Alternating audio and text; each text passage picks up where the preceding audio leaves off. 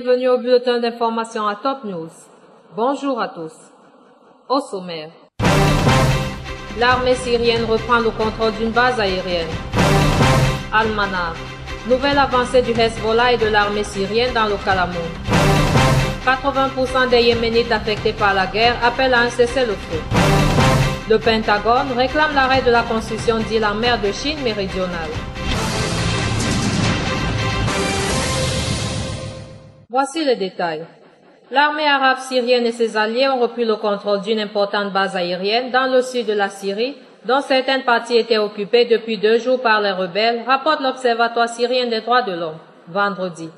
Les insurgés, qui avaient pris position dans plusieurs zones de la base d'Al-Tala, dans la province de Souaïda, ont été contraints de se replier. Il y a un retrait des rebelles, a commenté Rami Abdelrahman, responsable de l'Observatoire syrien des droits de l'homme. L'armée de l'air syrienne a procédé à d'intenses bombardements des positions des rebelles et des renforts ont été dépêchés depuis la ville de Souaïda, a-t-il ajouté. Le président Bachar al-Assad a reçu hier les membres du Saint-Synode de l'Église syriaque orthodoxe dans le monde, présidé par le patriarche Ignace Ephrem II. Les membres du Synode ont assuré que la Syrie était et restera la patrie de tous les Syriens. Quelle que soit leur appartenance et le refuge de tout croyant dans les valeurs humaines. Ils ont exprimé leur confiance en la capacité du peuple syrien, de par sa fermeté, les sacrifices de son armée et la sagesse de sa direction, de réaliser la victoire et d'éradiquer le terrorisme. De son côté, le président syrien a affirmé que l'agression terroriste qui cible notre région est fondée sur l'idéologie tafiriste et vise le tissu social et culturel varié en Syrie, en particulier assurant que le peuple syrien de toutes ses composantes a réussi à affronter cette idéologie dévastatrice à travers l'attachement à son histoire et à sa culture. Le Hezbollah et l'armée arabe syrienne poursuivent leur avancée dans le jus de Jarajir, dans le Kalamoun syrien, affirme vendredi la chaîne Al-Manar. Les membres du Front Al-Nosra et du groupe État islamique fuient face à l'avancée des combattants du Hezbollah, ajoute la chaîne.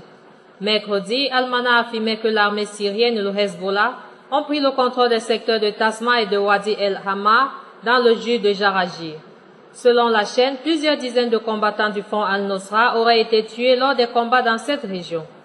Par ailleurs, les forces de sécurité libanaises ont arrêté Ahmad el-Atrash, surnommé Nirs Ersal, l'aigle de Ersal, rapporte vendredi la chaîne LBC. Ce membre du Front Al-Nosra a été arrêté aux abords de Ersal, dans le nord-est de la Beka. Il est accusé d'avoir conduit plusieurs voitures piégées en direction de la banlieue sud de Beyrouth et d'avoir combattu contre l'armée libanaise. La tuerie dont la communauté druze a été la cible à Kal-Lozeh, dans le nord-ouest de la Syrie, a suscité une série de réactions au Liban. L'ancien ministre libanais William Wahab a fait porter jeudi la responsabilité du massacre des Druzes syriens, survenu mercredi dans le nord de la Syrie, au Qatar, qui finance le Front Al-Nosra, et à la Turquie, qui le soutient, au cours d'une virulente conférence de presse, affirmant que le sang des Druzes ne sera pas vendu. M. William Wahab s'est directement adressé au président syrien Bachar al-Assad. Nous avons besoin d'armes, de chars et de roquettes à Souaïda, au sud de la Syrie. Si cela n'est pas fait, le régime syrien apporterait la responsabilité, a-t-il prévenu. Nous tuerons ceux qui nous tuent, s'est emporté l'ancien ministre.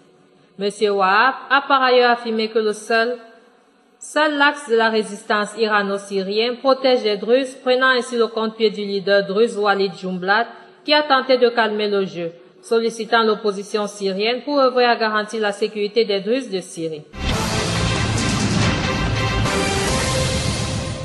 13 organisations humanitaires ont appelé à un cessez-le-feu immédiat et permanent pour sauver des millions de vies au Yémen où 80% des civils sont affectés par la guerre et ont besoin d'assistance selon un communiqué publié avant des pourparlers de paix dimanche à Genève.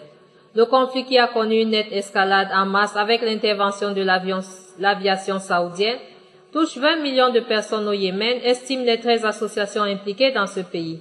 Le Yémen a urgemment besoin d'un cessez-le-feu permanent, de la levée du blocus économique initié par l'Arabie saoudite, de l'arrêt de l'approvisionnement en armes de toutes les parties et d'une augmentation conséquente du financement des actions humanitaires et du développement à long terme, expliquent les ONG. Le ministre américain de la Défense Ashton Carter a demandé jeudi à Pékin de cesser la construction controversée d'îles artificielles en mer de Chine méridionale à l'occasion d'une rencontre avec le plus haut gradé chinois aux États-Unis. La visite aux États-Unis du général Fan Shak-lo, vice-président de la puissante commission militaire centrale du Parti communiste chinois, intervient sur fond de tension entre Washington et Pékin sur la question de cette zone maritime stratégique pour le commerce mondial et qui recèle potentiellement d'importantes réserves d'hydrocarbures. Autre titre et enfin, le roi d'Espagne Philippe VI a décidé de retirer le titre de duchesse à sa sœur, l'infante Cristina, qui est accusée de délits fiscaux dans un scandale de corruption impliquant son époux, a annoncé jeudi le palais royal.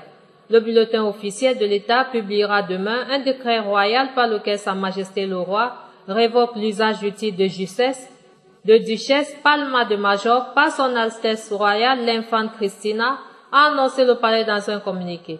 Grande femme blonde et sportive de 49 ans, Cristina de Bourbon est accusée de délits fiscaux en lien avec les affaires de son époux, Inaki Oudagarin, 47 ans. Son titre de duchesse lui avait été conféré en 1997 par son père, le roi Juan Carlos. Elle est 6e dans l'ordre de succession au trône d'Espagne.